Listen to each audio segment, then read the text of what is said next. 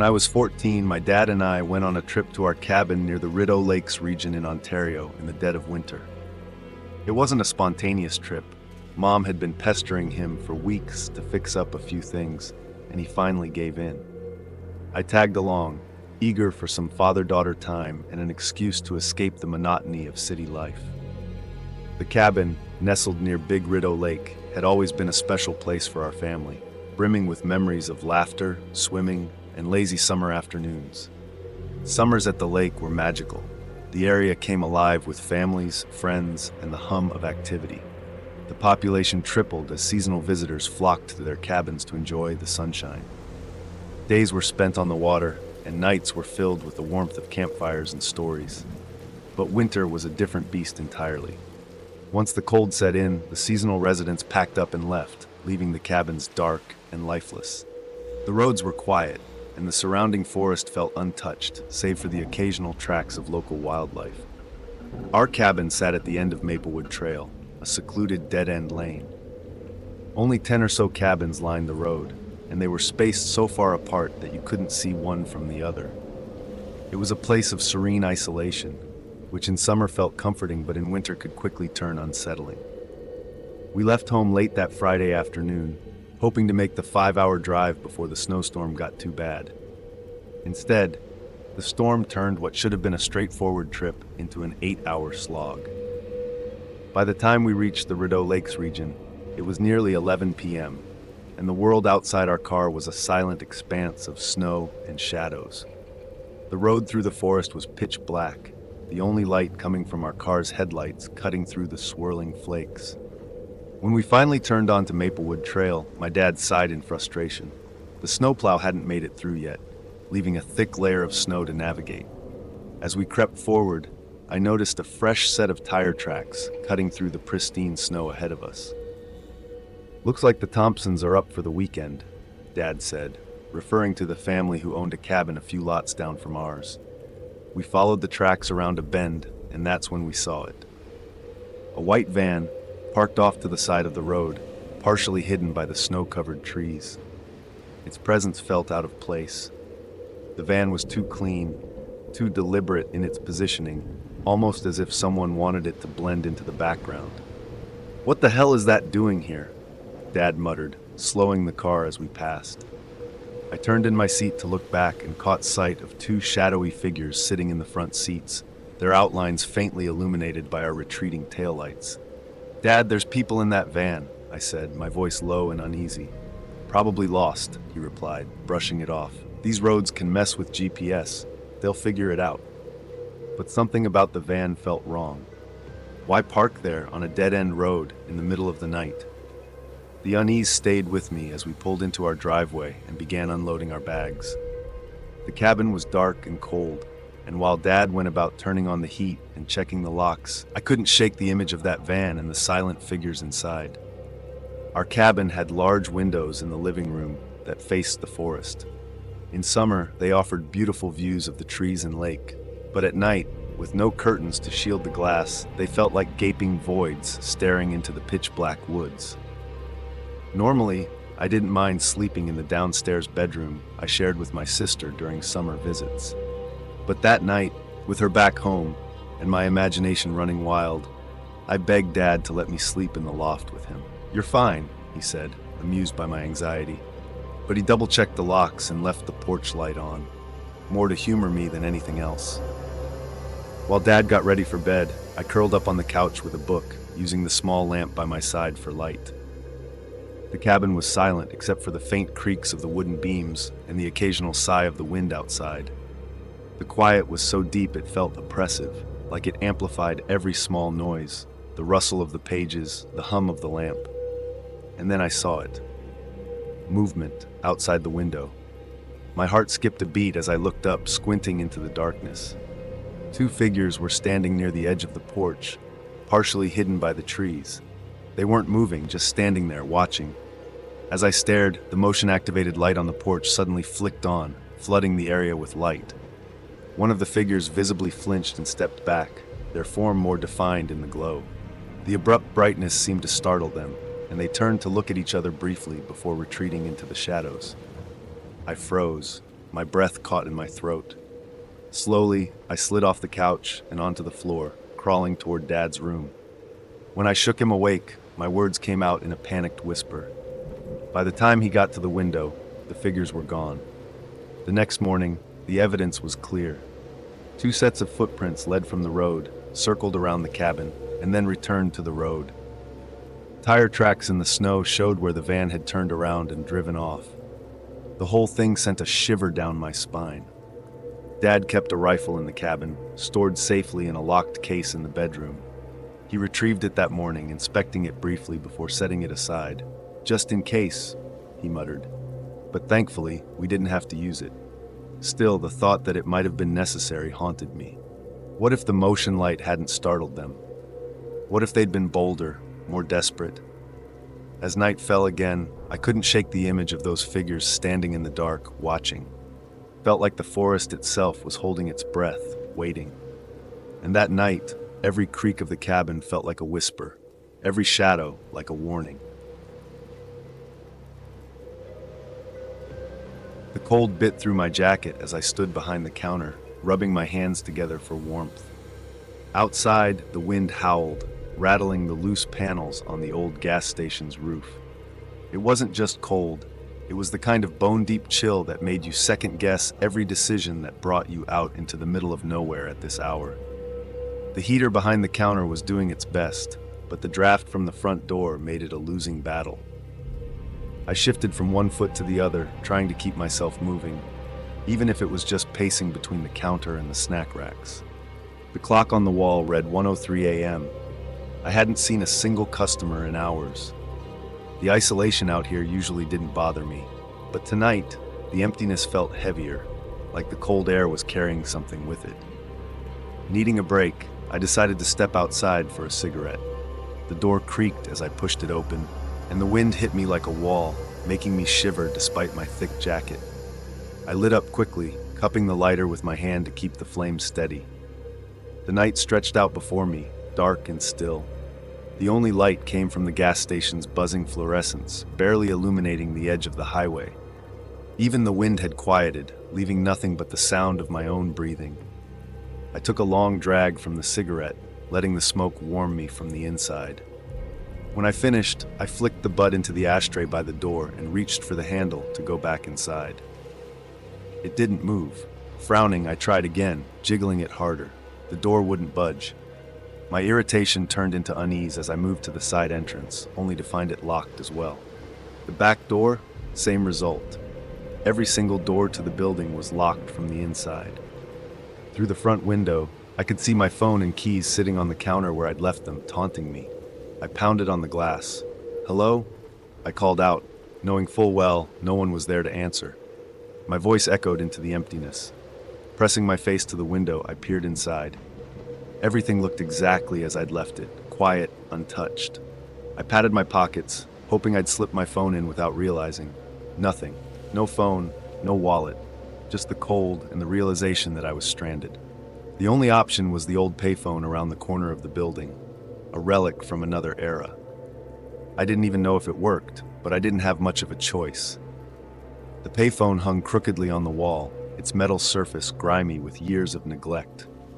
I picked up the receiver, and a chill ran through me at the icy touch of the handle. Static crackled in my ear, but there was no dial tone. I slammed it back down, the sound echoing in the stillness. That's when I noticed it, a fresh boot print in the dirt near the back door.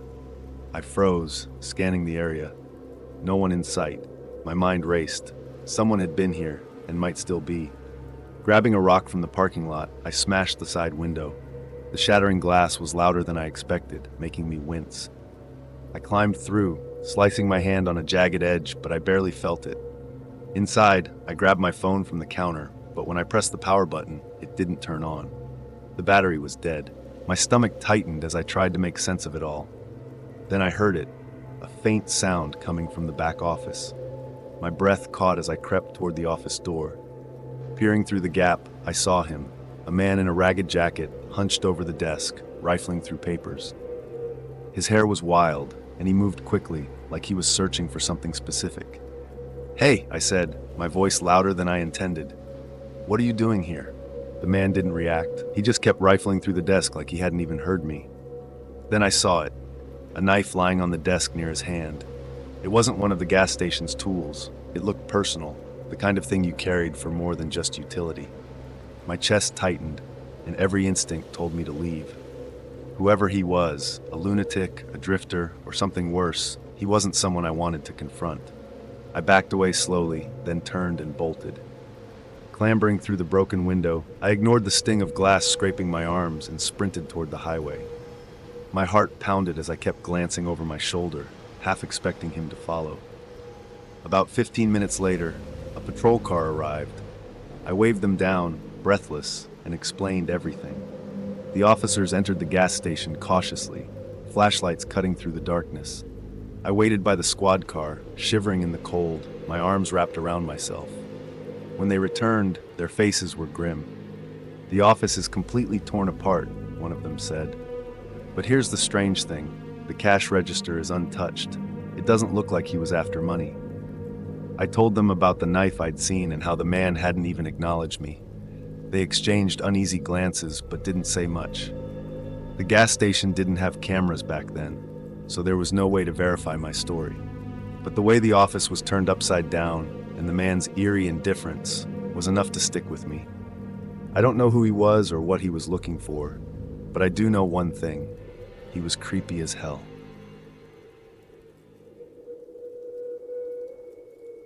Last winter, just as the first real snowstorms of the season hit, I found myself in a strange situation. My roommate had moved out a few months earlier. It was just the right time for him to find his own place. We had both been making better money, and the house we shared was beginning to feel cramped. He left behind his room, and I, needing a little extra space, took over, turning it into my home office. It wasn't ideal, but I had grown comfortable. The storm started in early December and showed no signs of letting up. I didn't mind the snow, though. It gave me an excuse to stay inside. My job offered the flexibility to work from home, so I took advantage of it. The house was quiet, and I liked it that way. Most of the time, I worked in my office, away from the world outside. One morning, I was in the middle of a task when there was a sudden knock at the front door. I paused, a little confused. It was barely 9 a.m., and the storm was still heavy, so I didn't expect anyone to be out there. I got up and walked to the door, peering through the peephole.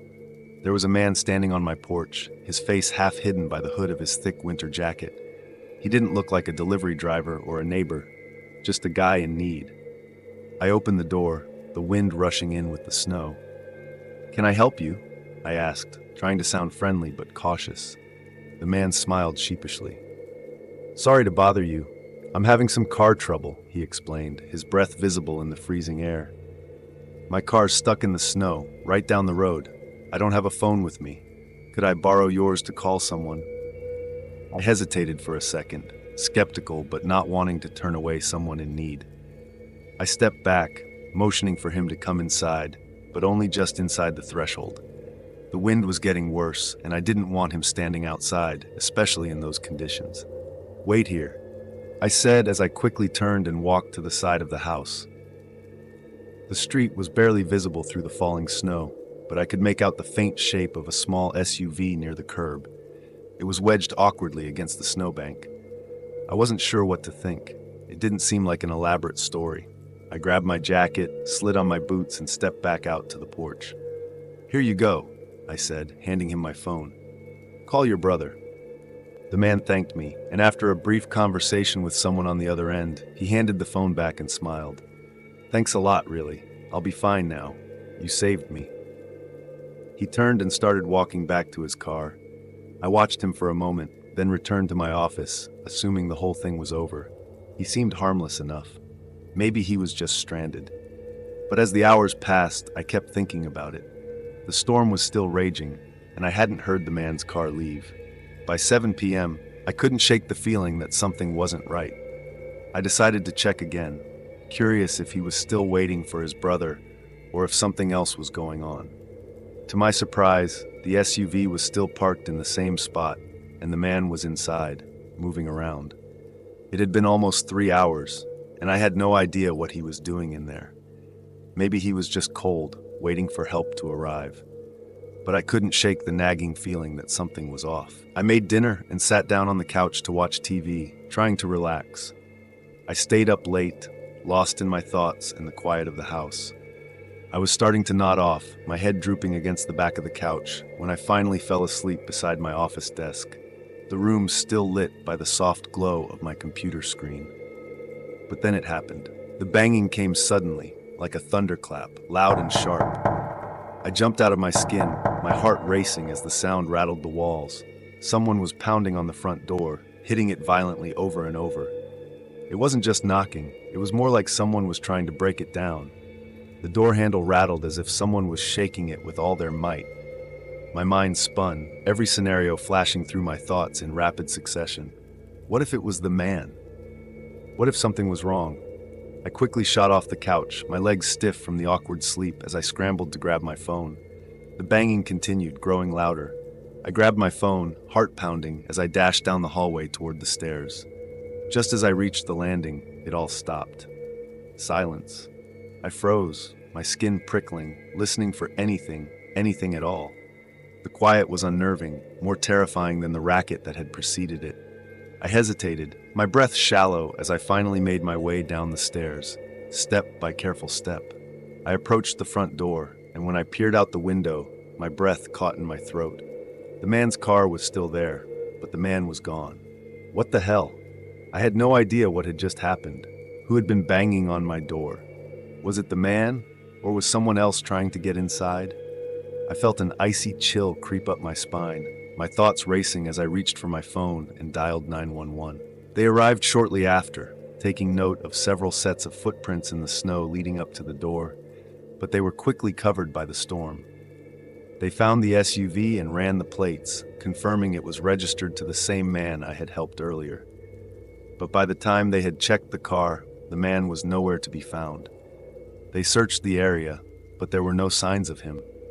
The strangest part, nobody had seen him after that day. No one knew where he went or what had happened to him. The police left, their questions lingering in my mind. Was it the man trying to get back in? Or was it someone else? Someone who had been following him? Maybe he was running from something, or someone. I'll never know for sure. I think about that night every now and then, especially when I'm alone at night. The man's disappearance still haunts me. I can't shake the feeling that something sinister was at play. But what's worse, the not knowing, the unanswered questions. Where did he go? What was he running from? What happened that night? The answers, I fear, will never come. Before we dive into the next story, if you're new here, don't forget to subscribe to our channel. Your support means the world to us. Thanks for watching. It was a cold December afternoon when I realized I had made the worst possible mistake. I had lost the key to my car. It was well below freezing, and I didn't have a spare. I was stuck. The closest car dealership was 6 miles away, and it seemed my only option was to walk there and get a new key. The walk, in theory, didn't sound too bad until I actually started it. Looking back, I can't believe I didn't ask for a ride. I could have called a friend or even a cab, but I guess I was too proud. Or maybe I convinced myself that it wasn't a big deal. After all, I was young, and 6 miles didn't sound like much. But that decision quickly turned into a nightmare. The snow was falling steadily as I trudged through the icy streets, my breath coming out in little clouds. The first mile was manageable, just a little tough on my lungs, but nothing I couldn't handle. I'd been in worse shape before, and besides, I didn't have much of a choice. But as I continued, the walk began to take a toll. Each step became more exhausting, my legs feeling heavier with every stride. I had never realized how much effort it took to walk in thick snow, especially when you're trying to stay warm, but the wind is slicing through you like a knife. I didn't realize it at the time, but my energy was already running low. The cold was draining me. I didn't have much to eat that day, and the stress of losing my key only made things worse. The second mile felt like I was wading through molasses. By the time I reached the dealership, I was panting and frozen to the bone. The place looked warm though, and that gave me a bit of relief. I went inside and told them what happened, expecting a quick fix, but I had to wait a lot longer than I expected. Time dragged on, and I couldn't stop shivering, staring out the window at the falling snow. The minutes felt like hours. I kept asking for updates, but every time they said, just a little longer. By the time they handed me the envelope with the new key, the sun had already set and the temperature had dropped even further. I was so relieved to finally be able to leave, but the cold was even worse now. The wind was howling outside, and the snow had turned into a relentless blizzard. I wrapped my coat tightly around me, pulling my hood up, but it was useless. The wind cut through my clothes like I wasn't wearing anything at all. My face felt like it was freezing solid, and in no time, I couldn't feel my fingers or my toes. My breath turned into little ice crystals, and even though I pulled my scarf up to cover my face, it didn't help much. I looked at my phone. The temperature had dropped below zero, and with the wind chill, it felt even worse. I knew I was in trouble.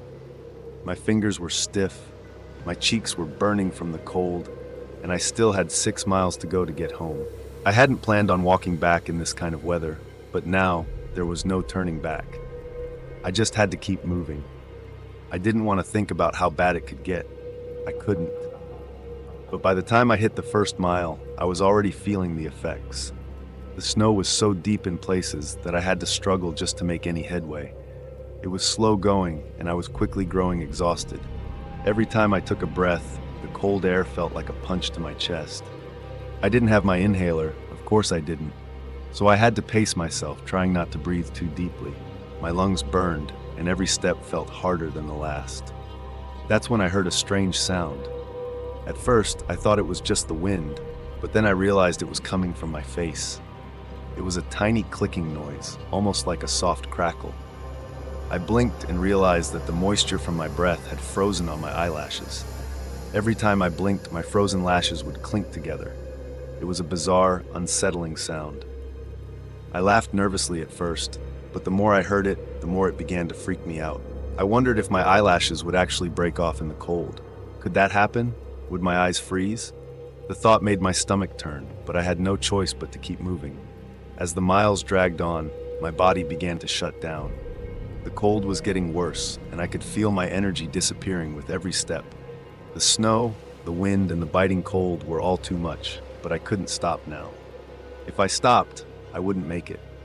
That's when the asthma attack started. I had always been careful about my asthma, but this time I had no choice. The freezing air was too much for my lungs. I felt a sharp pain in my chest, and before I knew it, my breath was coming in shallow gasps. Every inhale was a struggle, and it felt like my chest was closing up. My body was betraying me. I tried to slow down, tried to focus on controlling my breathing, but it was like trying to fight off a storm. The pain in my chest intensified, and I felt dizzy. My vision blurred, and I could barely see the road ahead of me. I was so close, yet so far. Each step felt like I was moving through quicksand. My feet were heavy, and my body was fighting against me. I had no idea how I made it the last few blocks, but somehow I did. My mind was a haze by the time I finally reached the front door of my apartment building. My legs felt like lead, and I was barely able to make it up the stairs. Cold had seeped into my bones, and I felt like I was going to collapse right there. When I finally made it inside, I didn't even have the strength to take off my boots. I collapsed on the couch, gasping for air, my fingers numb and shaking as I fumbled for my inhaler. But I was too late. I only managed to get one puff before everything went black. I woke up hours later, disoriented and weak, but I was alive. My lungs were still sore, and my legs felt like they had been pounded with bricks, but I was home. I had made it. And as I lay there, catching my breath, I remembered the reason I had gone through all of that in the first place: the keys. I reached into my coat pocket, and there they were, safe and sound. Somehow, it all felt worth it. But next time, I swore to myself I wouldn't be so foolish. Next time, I'd ask for a ride.